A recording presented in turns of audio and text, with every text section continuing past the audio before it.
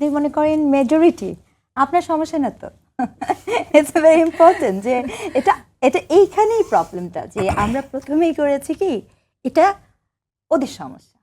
এই যে চিন্তার একটা বাইনারি তৈরি হয়েছে। আপনি চিন্তা করছেন না যে যে সমস্যাটা আজকে আপনি ভাবছেন যে মানসুরা বা ইসে ফেস করছে, কালকে এই সমস্যাটা আপনার ফ্যামিলির কেউ না কেউ ফেস করতে পারে। এই ভাবনাটাই আমাদের মিসিং, কমপ্লিটলি এন্টায়ারলি মিসিং। এখানে সমস্যাটা আমার বা আপনার না, এটা একটা কালেকটিভ সমস্যা। এটা হচ্ছে প্রথম।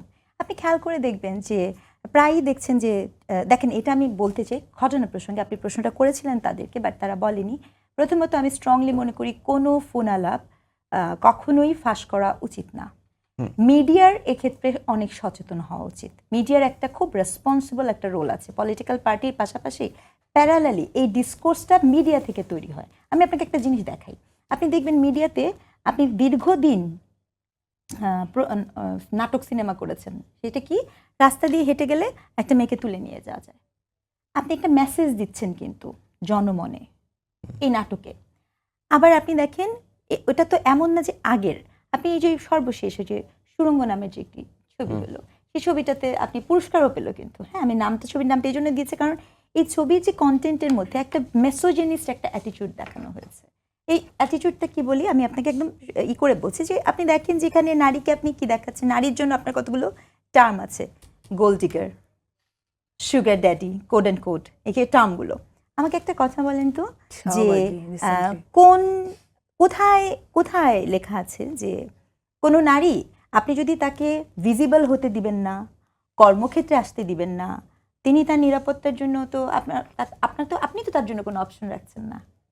আপনি তো এই চিন্তা তার মধ্যে ঢুকাচ্ছেন যে আমার জীবনের একমাত্র পরিসর হচ্ছে যে সেটেলমেন্টে কি, যে আমি একজন ভীষণ বিত্তশালী একজন পুরুষের হচ্ছি। তার মানে আপনি তো তাকে প্রভোক করছেন ওই দিকে যাওয়ার জন্য।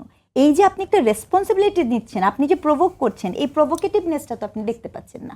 মিডিয়া আপনি খেয়াল করে দেখবেন, আপনারা যদি এখন একটু নেটফ্লিক্স দেখেন, এপিসোডগুলো দেখেন, দেখবেন যে নেটফ্লিক্স এরা খুব স্ট্রংলি কে ড্রামাও যদি দেখেন, এই যে এইগুলো যেগুলো এখন কন্টেম্পোরারি, দেখবেন এই মিডিয়াতে খুব রিয়েলি আপনি ডাবড ছাড়া দেখবেন যে তারা কেউ মেয়েদের গায়ে হাত তুলে না।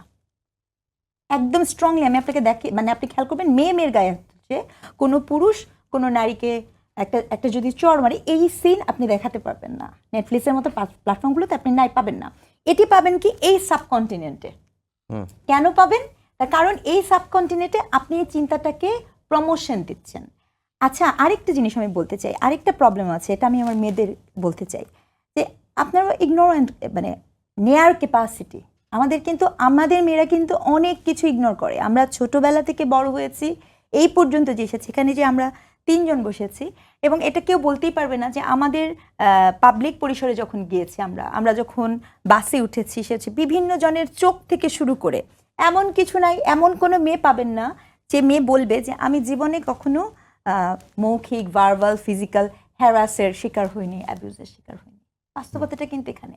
সো আমরা কিন্তু ওই ইগনোরেন্ট করে এখানে যখন আসি, আমি এখন বুঝি না যে এই কোথাকার কোন সাইবার স্পেসে, যাকে আমি কখনো চিনিই না, তো তারা যখন এটা বলে আমাদের মেয়েরা ডিমোটিভেট হয় কেন জানেন? তার কারণ ওই বলাটা তাকে মেন্টালি ডিমোটিভেট, ডাউন করে দেয়।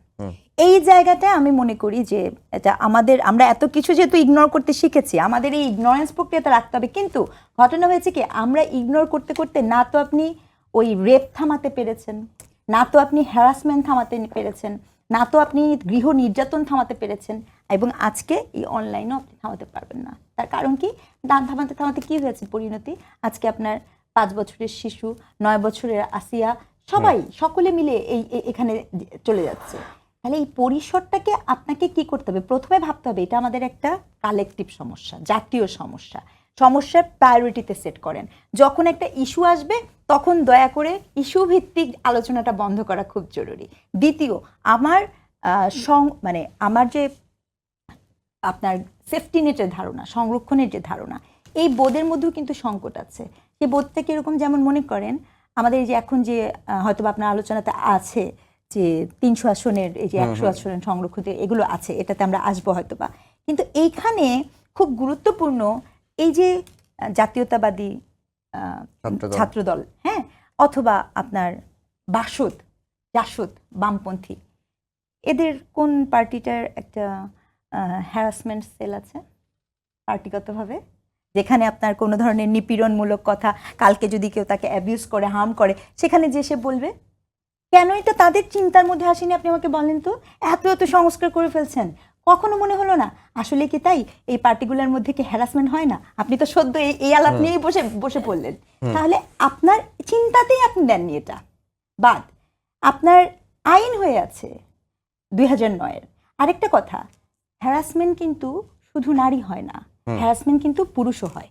এই যে চিন্তাগুলোর মধ্যে যে আমাদের একটা সংকট আছে, এই সংকটগুলো নিয়ে যে একটা ওপেন প্ল্যাটফর্মে আপনি আলোচনা করবেন এবং খুব গুরুত্বপূর্ণ স্কিলফুল লোকদেরকে আপনি যখন তার মতামতটা নিবেন, এটা খুব জরুরি।